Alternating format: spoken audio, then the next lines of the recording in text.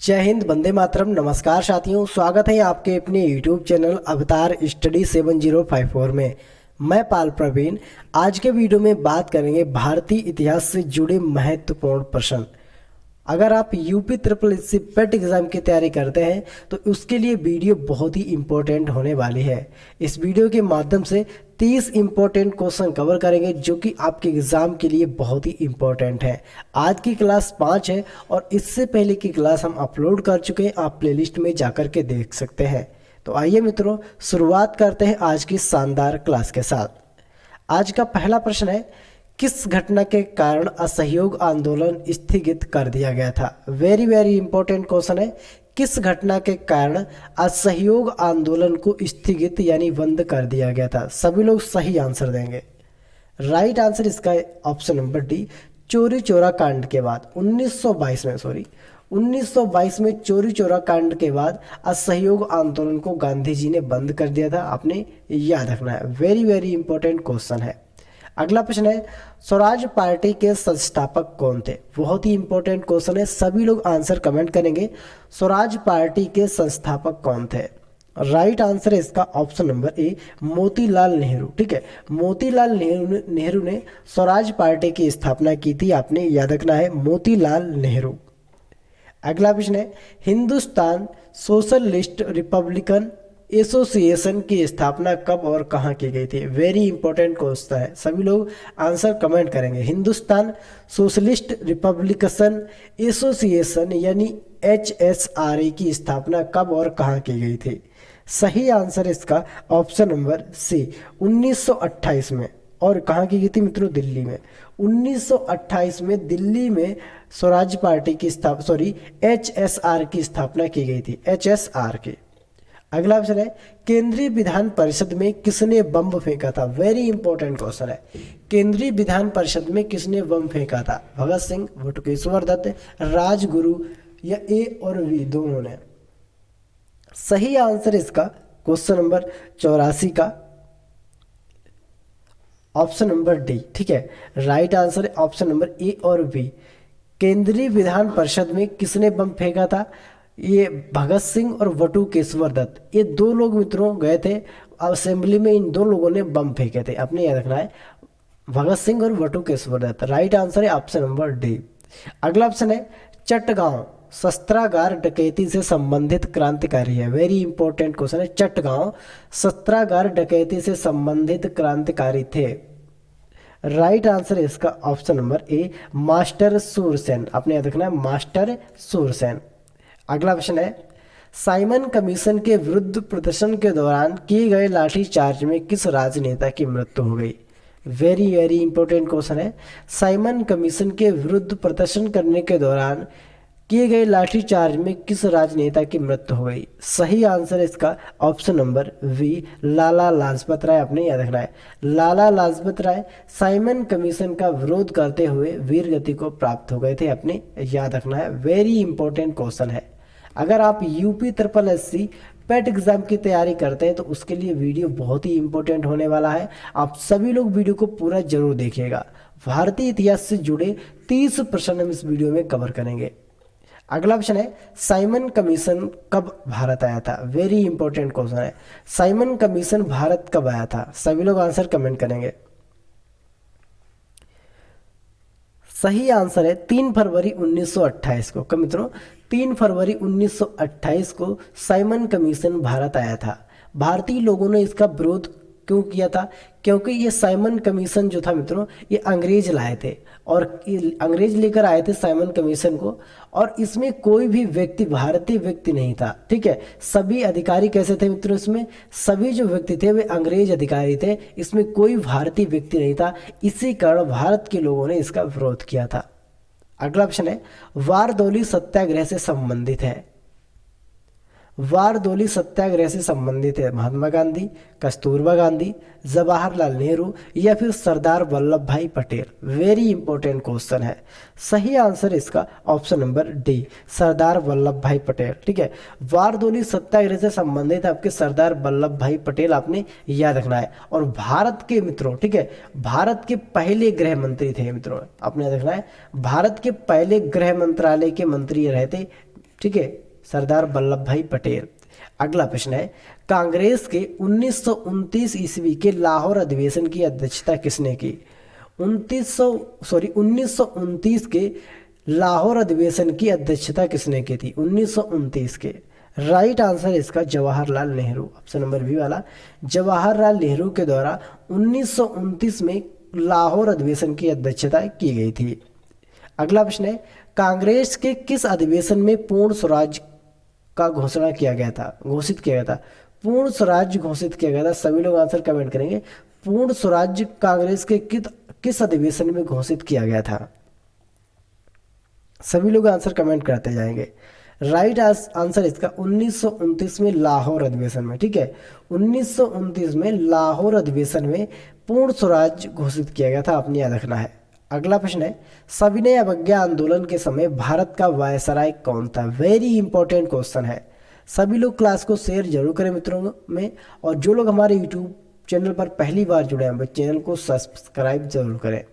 सविनय अवज्ञा आंदोलन के समय भारत के वायसराय कौन थे? सही आंसर है इसका option number D, Lord Irwin.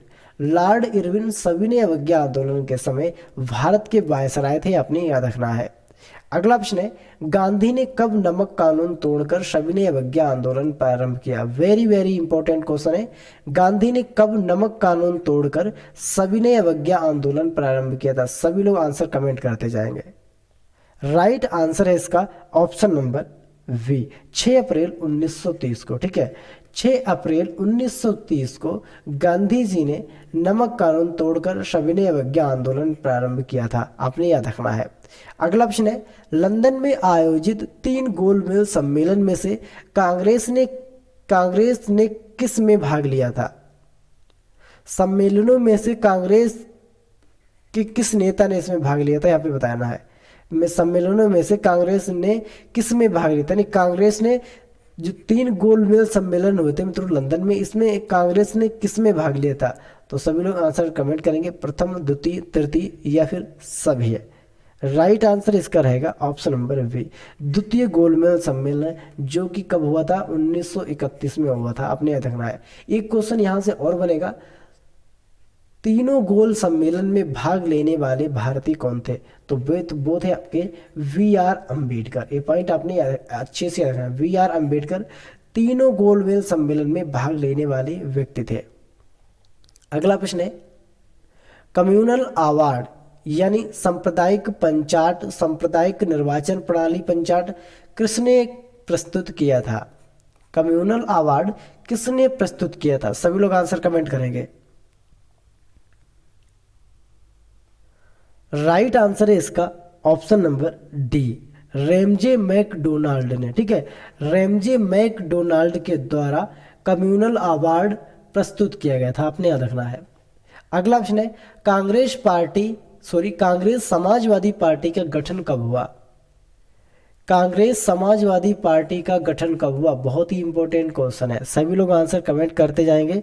Congress Samajwadi party का जो गठन हुआ था 1934 ईस्वी में, ठीक है, 1934 ईस्वी में कांग्रेस समाजवादी पार्टी का गठन किया गया, आपने याद रखना है।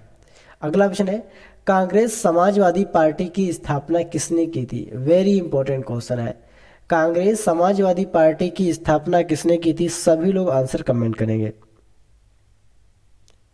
राइट आंसर इसका ऑप्शन नंबर डी, उपरोक्त तो सभी में सभी ने इसकी स्थापना की थी, यानी जयप्रकाश नारायण, आचार्य नरेंद्र देव, मीनू समानी, इन तीनों लोगों ने मिलकर कांग्रेस पार्टी की स्थापना की थी, कांग्रेस समाजवादी। अगला प्रश्न है, भारतीय कम्युनिस्ट पार्टी की स्थापना कब की गई? भारतीय कम्युनिस्ट पार्टी की स्थापना कब की गई? सभी लोग आंसर कमेंट करेंगे मित्रों। 1920 में, 1921, 1922 या फिर 1923 में। सही आंसर है इसका ऑप्शन नंबर क्वेश्चन नंबर 97 का जो राइट आंसर है ऑप्शन नंबर ए, 1920 में, ठीक है, 1920 में भारतीय कम्युनिस्ट पार्टी की स्थापना की गई, आपने याद रखना है। अगला प्रश्न है, all India trade union Congress की स्थापना कब की गई? मोस्ट इंपॉर्टेंट क्वेश्चन है, all India trade union Congress की स्थापना कब की गई थी? सभी लोग आंसर कमेंट करेंगे। All India trade union Congress की स्थापना कब की गई?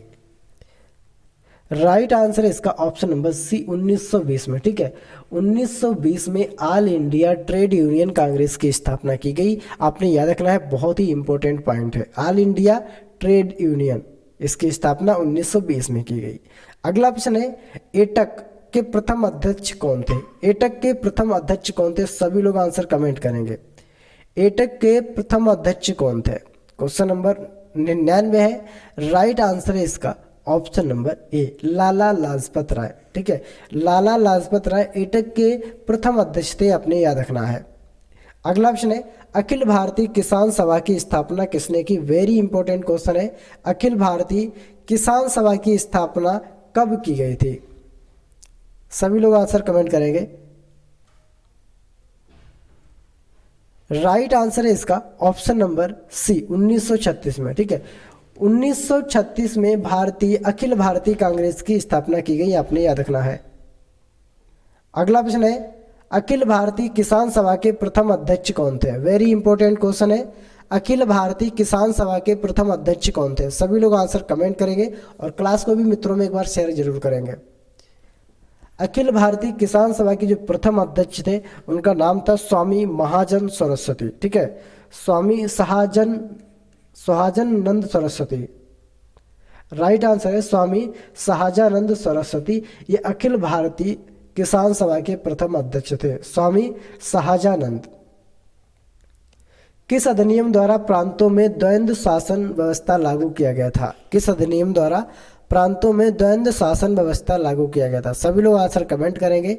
सही आंसर है इसका ऑप्शन नंबर सी, भारत सरकार अधिनियम 1919 के तहत। ठीक है, भारत सरकार अधिनियम 1919 के तहत प्रांतों में द्वंद्व शासन व्यवस्था को लागू किया गया था, आपने याद रखना है। अगला प्रश्न है, क्रिप्स प्रस्तावों के बारे में किसने कहा कि यह आगे की तारीख को चेक है जिसका बैंक नष्ट होने वाला था? क्रिप्स प्रस्तावों के बारे में किसने कहा कि यह आगे की तारीख का चेक था जिसका बैंक नष्ट होने वाला था? राइट आंसर है इसका option number D, Mahatma Gandhi ने। किसने कहा मित्रों? महात्मा गांधी ने कहा था, आपने याद रखना है। अगला प्रश्न है, करो या मरो का नारा सर्वप्रथम किसने दिया था? करो या मरो का नारा सर्वप्रथम किसने दिया था? राइट आंसर है इसका option number C, Mahatma Gandhi के द्वारा करो या मरो का नारा दिया गया था, आपने याद रखना है। अगला प्रश्न है, भारत छोड़ो आंदोलन कब प्रारंभ हुआ था? वेरी इंपॉर्टेंट क्वेश्चन है। भारत छोड़ो आंदोलन 9 अगस्त 1942 को प्रारंभ किया गया था। ठीक है, 9 अगस्त 1942 को भारत छोड़ो आंदोलन प्रारंभ किया गया था। आजाद हिंद फौज के संस्थापक कौन थे? सभी लोग आंसर कमेंट करेंगे। आजाद हिंद फौज के संस्थापक कौन थे? सही आंसर है इसका ऑप्शन नंबर ए, कैप्टन मोहन सिंह। ठीक है, कैप्टन मोहन सिंह आजाद हिंद फौज के संस्थापक थे, आपने याद रखना है। अगला प्रश्न है, सुभाष चंद्र बोस ने आजाद हिंद फौज की स्थापना कहाँ किया था? बहुत ही इंपॉर्टेंट क्वेश्चन है। सुभाष चंद्र बोस ने आजाद हिंद फौज की स्थापना कहाँ की थी? तो सही आंसर इसका सिंगापुर में। ठीक है, सिंगापुर में सुभाष चंद्र बोस ने आजाद हिंद फौज की स्थापना की थी। अगला प्रश्न है, किस आयोग योजना के आधार पर भारत पाकिस्तान का विभाजन हुआ था? किस आयोग या योजना के आधार पर भारत पाकिस्तान का विभाजन हुआ था? सही आंसर है इसका ऑप्शन नंबर सी, माउंट योजना के तहत। ठीक है, माउंट बेटन योजना के तहत भारत और पाकिस्तान का विभाजन हुआ था, आपने याद रखना है। वेरी वेरी इंपॉर्टेंट क्वेश्चन है। अगला प्रश्न है, भारत कब स्वतंत्र हुआ? बहुत ही इंपॉर्टेंट क्वेश्चन है, बहुत ही इजी क्वेश्चन है मित्रों, और आप सभी को पता है भारत कब आज़ाद हुआ था? 15 अगस्त 1947 को भारत हमारा पूर्ण रूप से अंग्रेजों के चंगुल से आज़ाद हो गया था। अगला प्रश्न है, स्वतंत्र भारत के प्रथम गवर्नर जनरल कौन थे? वेरी इंपॉर्टेंट क्वेश्चन है। स्वतंत्र भारत के प्रथम गवर्नर जनरल कौन थे? सभी लोग आंसर कमेंट करेंगे। सही आंसर इसका option number D, Lord Mountbatten. स्वतंत्र भारत के प्रथम गवर्नर जनरल थे लॉर्ड माउंटबेटन। अगला ऑप्शन है, स्वतंत्र भारत के प्रथम भारतीय गवर्नर जनरल कौन थे? वेरी इंपॉर्टेंट क्वेश्चन है। स्वतंत्र भारत के प्रथम भारतीय गवर्नर जनरल कौन थे?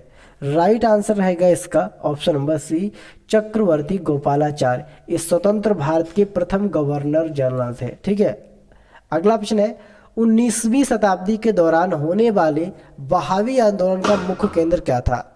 19वीं शताब्दी के दौरान होने वाले बहावी आंदोलन का मुख्य केंद्र क्या था?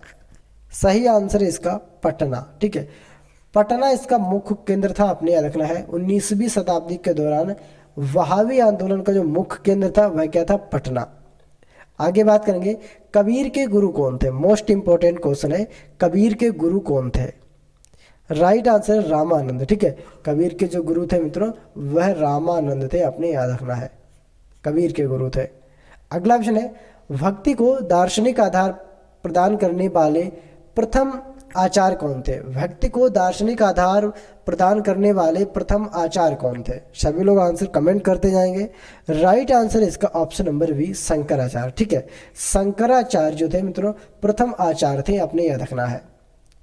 अगला प्रश्न है, किस नगर को सिराज ए हिंद कहा जाता था? वेरी वेरी इंपॉर्टेंट क्वेश्चन है, किस नगर को सिराज ए हिंद कहा जाता था? सभी लोग आंसर कमेंट करेंगे। किस नगर को सिराज ए हिंद कहा जाता था?